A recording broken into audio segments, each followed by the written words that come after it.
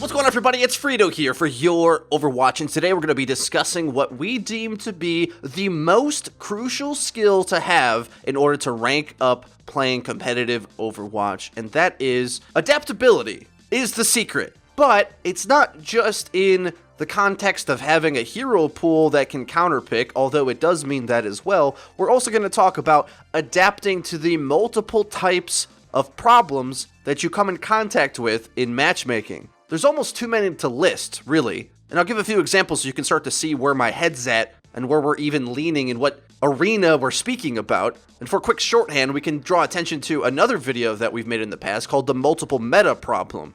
And that's a thing as well, over to the side. In Overwatch, because there's so many complex things spinning at once, in the game alone, as far as the heroes are concerned, in terms of the performance you get out of them based upon the play one player puts in, or the play that the team puts in, there's this massive variance in expectations from different ranks. It's very common for one skill tier to feel one way about the game, and two skill tiers beyond that to feel something completely different. But not just that, within the same rank as well, and this is the more complex point, there's multiple mini metas that you come in contact with. And some of these are more philosophical and even cultural, not just gameplay oriented, and it's important that we learn to adapt above them. What are the types of things I'm talking about? Well, the team comp that you have on your team and the type of players that are on your team. Do you have teammates that have the flexibility of hero pool? What do they need you to do as a player to cover their weaknesses or to synergize with their strengths and their picks?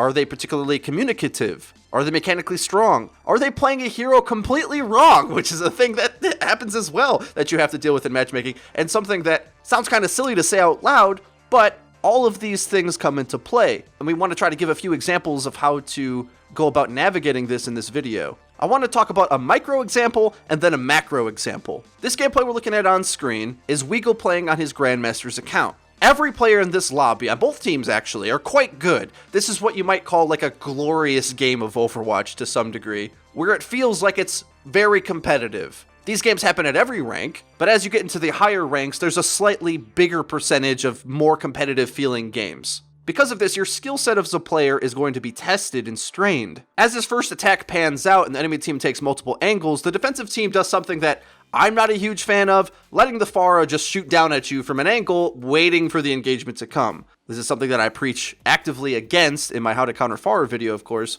with the correct answer being not standing on point waiting for the enemy to just consume you and take every other angle and have whatever fight they want, but instead finding an entry into you being able to be the aggressor, slicing through their line, picking off their key targets before they can do yours. Whereas if you just wait for the Pharah to rain rockets down, it can be kind of annoying. But that kind of play requires teamwork. That's just a fact of the matter in Overwatch, and this is kind of one of the reasons why Pharah feels like she's a lot better than she actually is. Because the team play that sort of counters her, quote unquote, because if she's flying in your backline and you just go kill her team and she can't kill your team fast enough, you outfrag her. Quite easily, you'll find, actually, in many cases, if you're able to find those fights that I'm talking about. But because that's difficult to do, a lot of players just expect that the hit scans just deal with the Pharah. Deal with the Pharah. Play on that one-on-one, and let the rest of us play as if we should expect to not get hit by rockets. Well, the only way to adapt to that situation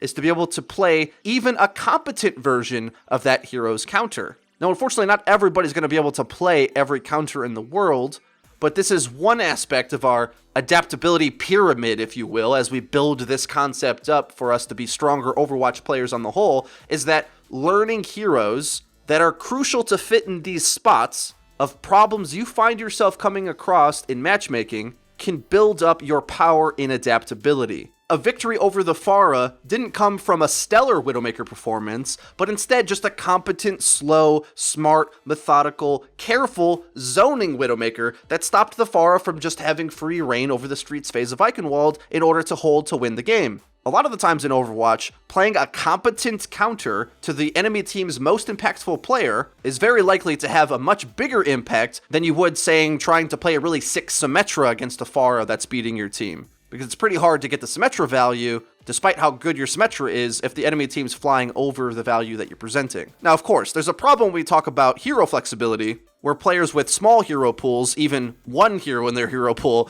might call into question this adaptability strategy. But again, I need to emphasize that this adaptability idea doesn't just come from being able to swap heroes to counters. It isn't that direct. Instead, we also can talk about fulfilling a need in your own playstyle and your own game context. What I mean by that is, I'll tell another story from myself, my own point of view. I'd been really bad at Rhine for a long time. In fact, I was like terrified of playing him. It was such a big responsibility. I didn't think I ever could learn his abilities, was really bad. And although I thought I understood Rhine, I wasn't good at him. Well, after practicing with him enough on my alternate account, I've been able to play him on my main account, which was GM, just recently got decayed because playing on my ult too much, oh no.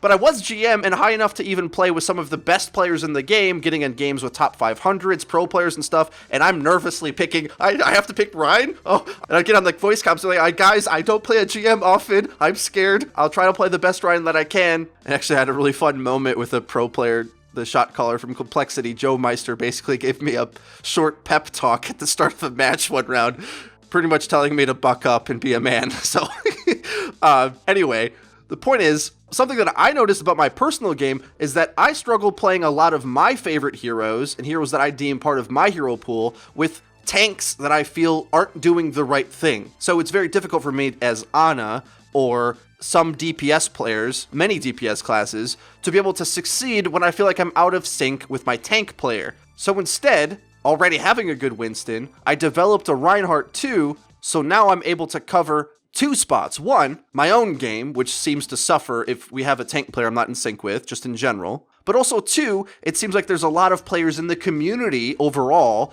that almost pick Rhine as like a favor instead of something they're excited to do. I can honestly say I'm excited to play Rhine now. I love playing Rhine. Don't mind playing, I'll play Rhine every day of the week. There's a lot of players that just play Rhine because nobody else plays Rhine. But if you find yourself on some of these other heroes, even like Lucio now, requires a lot of skill to play and can have a lot of personal impact. These classes that are crucial, but a bit more on the unpopular side, if you learn to succeed with them, you're going to find wins where you otherwise didn't. If us as a community in these like little mini metas that I'm talking about, get into games where players are picking heroes just because the team comp needs them, which I suppose some people might even want to debate whether that's a thing or not, instead of actually shining on those roles, well, you're going to have a weaker team overall than you would if you yourself learn how to expand in those areas where you're weak. I think that ultimately is the best advice you can give to find what is best for you to rank up. Everybody's experience is going to be individualized and localized to their own skill set, your own region, your own time of day that you play in,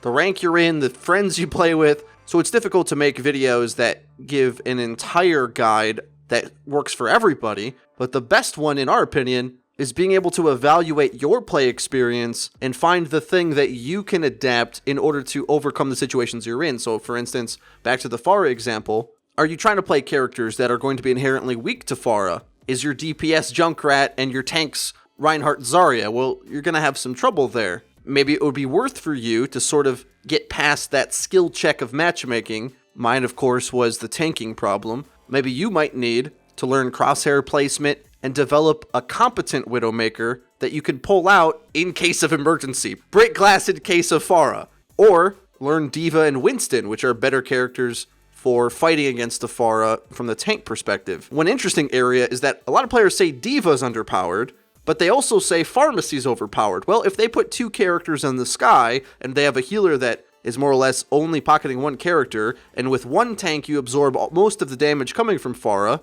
you're getting a ton of value. D.Va might not be getting frags on the board, but you are basically having an infinite Rhine shield from their main damage source. Might make a guide on this if I get more playtime on D.Va. Typically my answer to Pharah is Widow though, for myself at least. More straightforward to just shoot her in the head, but the D.Va strategy can work too. So try to use this opportunity to evaluate yourself and the problems that you come in contact with directly. What issues do you find synergizing with your own team? What problems come up that the enemy team poses that it feels like no one in your rank or when you play seem to be able to beat? Because if you develop those weaknesses in your game, you can find yourself winning those games you otherwise would just lose. Now, there's another section to this as well, and that's if you are a one-trick. Well, I think based upon how I'm talking in this video and how we spoke about it in the past, you might gather that we would prefer that players learn to develop their understanding of the game in a bit wider of an approach than just playing one hero. But really, only playing like 3 heroes isn't much different than just the one, because out of the 24 heroes, there's only a few that are applicable in every situation, or just about every situation. So unless you play main tank and a few of the best healers, it's unlikely that you're always going to get the role you want, especially in the DPS class. So with that all being the case, how can we think about being adaptable when our hero pool is limited, even down to 1 hero? Well, my suggestion at least would be through the communication and cooperation with your teammates. And being honest with your team about what you are comfortable playing can help the conversation get started together where we're all trying to build a reasonable team comp. Now, unfortunately, because of the way the matchmaking is structured, if you get a teammate who decides they're playing Symmetra on King of the Hill, well, you're just going to have to figure out how to play Symmetra on King of the Hill. And it would be nice if we could get those players to try to adapt to the different playstyles, but in their own way, if they are to win any games on King of the Hill, one-tricks have to be adaptable as well in terms of their playstyle and their approach to the hero that they're playing. What makes for the best one-trick characters are often the ones that are so successful at their hero that they require the enemy team to overly wait to counter them, therefore making openings for the rest of the team to find success countering the counters, if that makes sense. That's typically the triangle of how it can work. But in general, we have to sort of broaden our understanding of how team play can work in Overwatch in order to succeed in those situations where it feels like there is no answer. If your teammate is attempting to play the game, but is deciding that they're going to pick a hero that undoubtedly is going to weight the comp to be some sort of more unconventional playstyle, Tor, Bastion, Symmetra on King of the Hill, for instance, it basically is like a matchmaking test, like a puzzle for you to solve as the other players in the lobby, to try to figure out how to get that to work. Now, to some degree, because this is the case, with all these things we've covered in this video so far, the process of ranking up in matchmaking is not a one-to-one comparison to mastery of Overwatch. Instead, ranking up in the matchmaking system shows how proficient you are at the matchmaking system. It's sort of like in school, where school isn't a one-to-one comparison to how intelligent you are, but instead how good you are at school. It is a system based to judge you on the skill sets it wants to test, but it doesn't necessarily test everything about intelligence, just the things it has been created in order to test. Sometimes the jumping through hoops nature of matchmaking or school can feel like it's tedious, odd, the skill sets might be superfluous. When am I going to use geometry when doing my taxes? These kinds of questions you might ask. When am I ever going to need to know how to play with a Symmetra main if I was actually playing, let's say, on a pro team? None of those things are a thing. And realistically speaking, if we had a team queue, which I won't explain why I want one so bad, we all know that, but it would be a more one-to-one comparison to what competitive Overwatch is and your ability to succeed in it. Because instead of asking a question, how do you deal with a toxic teammate and still win? How do you deal with a one-trick who's getting countered and still win? Instead, it's about how do you, as your team, overcome the enemy team. It's just straight up Overwatch, black and white, our team versus theirs, get at it, whatever's the best strategy wins. But in the nature of matchmaking as we have it now, you have to sort of open your mind to be able to be adaptable to all of these different types of situations. Everybody, did this video make sense? Was it useful in any way? Matchmaking can be a pain just like school, but at least we have the cafeteria time to chat with each other and make jokes about our teachers. And if we're the ones who are teaching you guys how to play Overwatch, I guess that makes us the teachers. Can we at least be the cool teachers? You know, the ones that let you leave class early and have pizza day often? I don't know. If you enjoyed the video, please leave a like. It really does help us out and lets us know that you're enjoying the content. If you haven't already, please hit subscribe, because we upload each and every day. So you're going to want to hit the bell icon so you get notified when our videos go live. Linked in the description, you can check out our Twitch page, our Twitter, and our Discord server, where you can find fellow students to trade your milk for pudding or something. That's been it for me. I've been FREEDO for Your Overwatch. I'll see you guys next time.